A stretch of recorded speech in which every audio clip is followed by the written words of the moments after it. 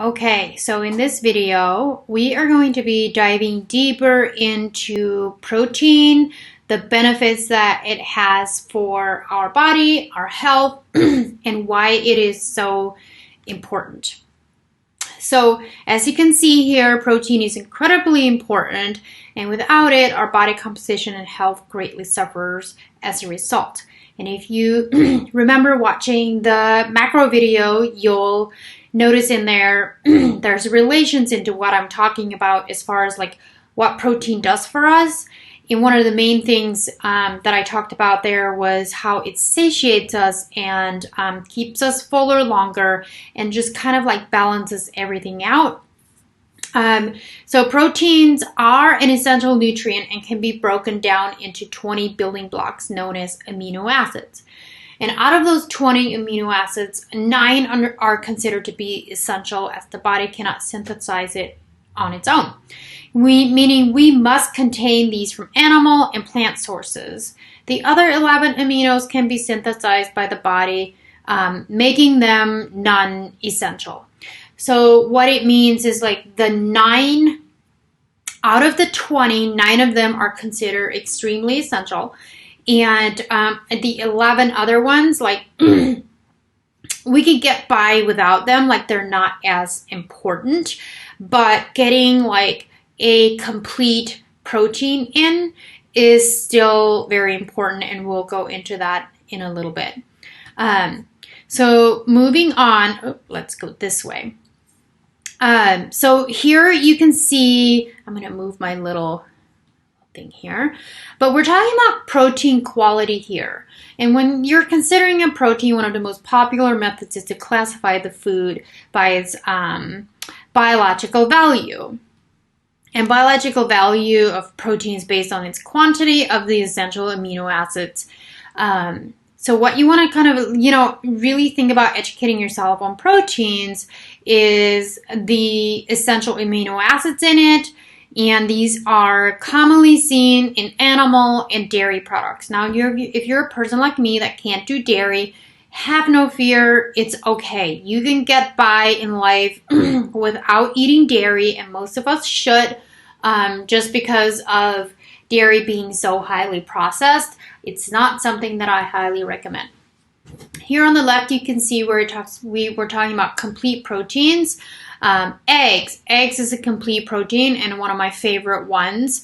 And then obviously poultry, soybeans, milk, beef, and quinoa.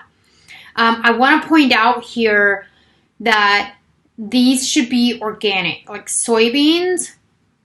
Some people are scared of soy, but soy isn't bad in all terms. So there's a good amount of protein in soy here, and it could be edamame. And edamame, if you have like organic edamame and you're eating that, it's actually a really good source of protein, and it's not terrible for you. It's when you're going into the highly processed soy that's not organic that can really damage your body. Quinoa, I would highly recommend going organic on that one as well. And you really do want to think about quality when you're talking about meats and eggs and stuff like that, because it is important. If we continuously eat poor quality meat, we can wreak havoc on our bodies. So it can cause a lot of digestive issues, inflammation, and then turn into a lot of autoimmune stuff. So you want to be really careful and make sure that you are using quality proteins when you are buying this stuff. Incomplete proteins, cereal, legumes, and grains. So these are actually, the type of products that they're considered a carb, but they have proteins in them. And I touched on that a little bit in the macro video where, I told you that oatmeal is considered a carbohydrate, but it would have some protein in it. So you can get some protein from it, but it's primarily a carb source. So these are incomplete protein. So it's a product that has protein in it, but it's not primarily a protein. So when we do consume sufficient amounts of high quality and complete protein, it has a whole host of benefits, and you'll have access to this PDF. So you'll be able to read through all of this and get familiar with some of these benefits, these amazing benefits of eating high quality proteins. Okay, so on to the next one. So how much protein do we need?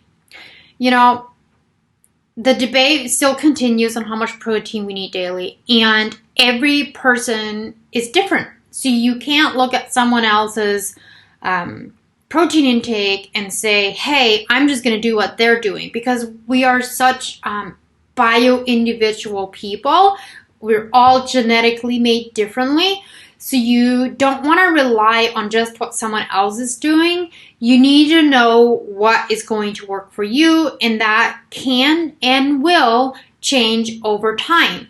So you have to make sure that you give your body what it needs at that time. So for a healthy person of a healthy weight who is mainly sedentary and is not seeking changes in the body, their intake can be 0.4 to 0.6 grams of protein per pound body weight is sufficient, and you'll probably be okay.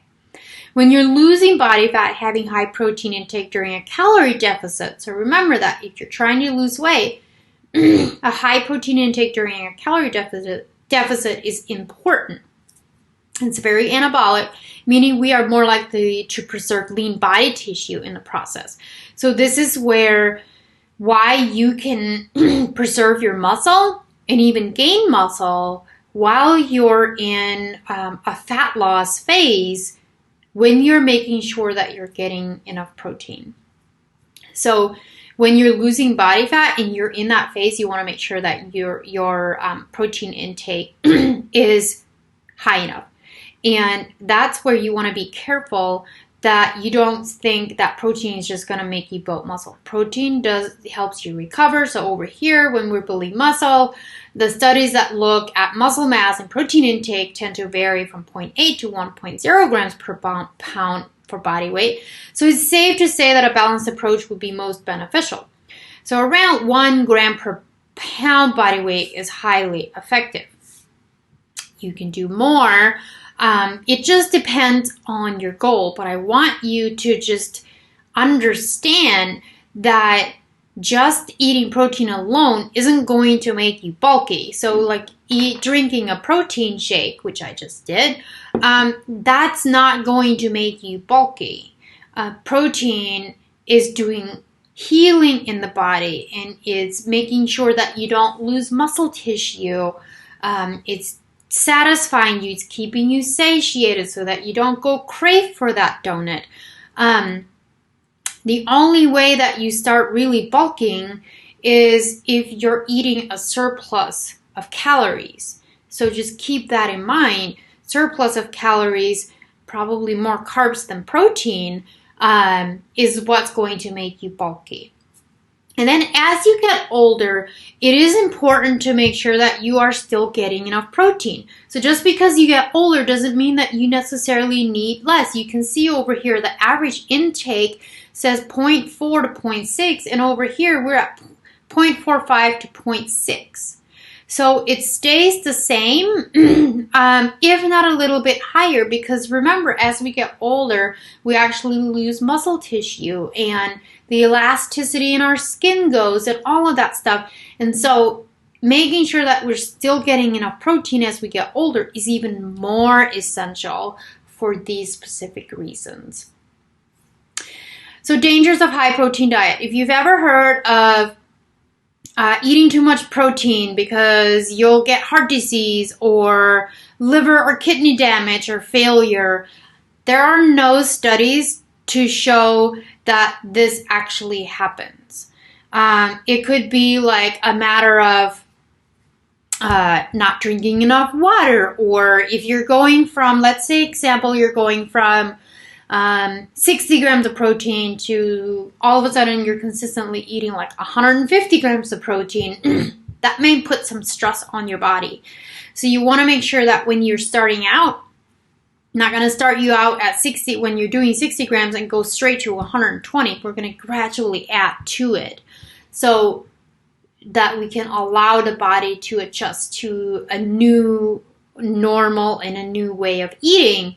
But just know that there are literally no studies to back this up that is causing this. So many people will try and tell us that a high protein diet is bad for us, and that it's linked to cardiovascular disease and all of this stuff. But the question that must be asked is, show us the accurate research. So you want to make sure that you're not just believing what people are telling you, and there's actually research to back it up.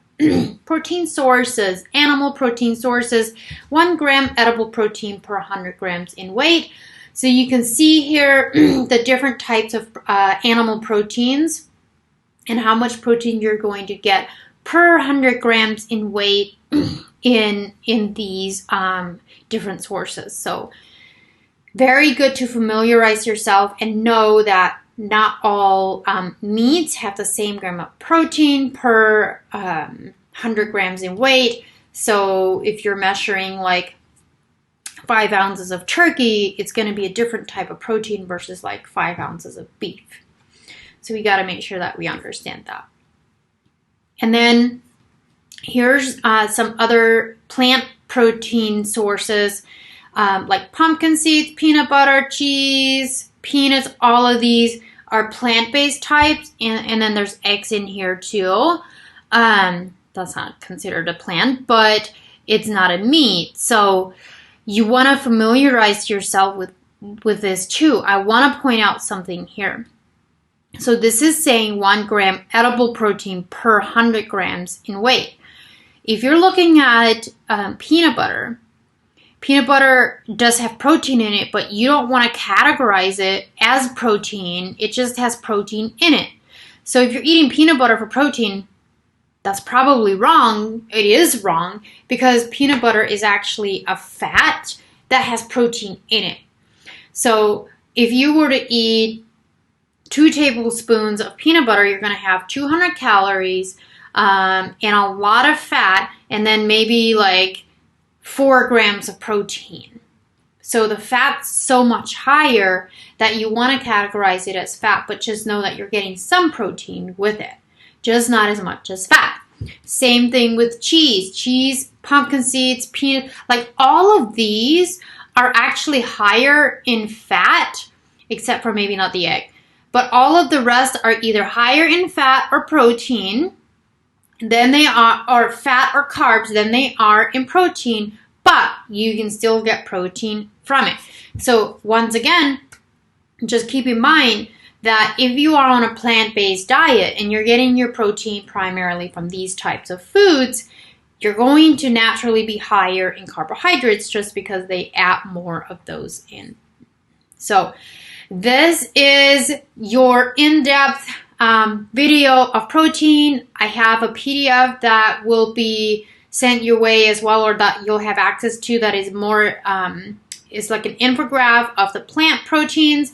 And if you are a plant protein dieter, then you can use that and just familiarize yourself a little bit more on plant proteins as well. See you in the next video.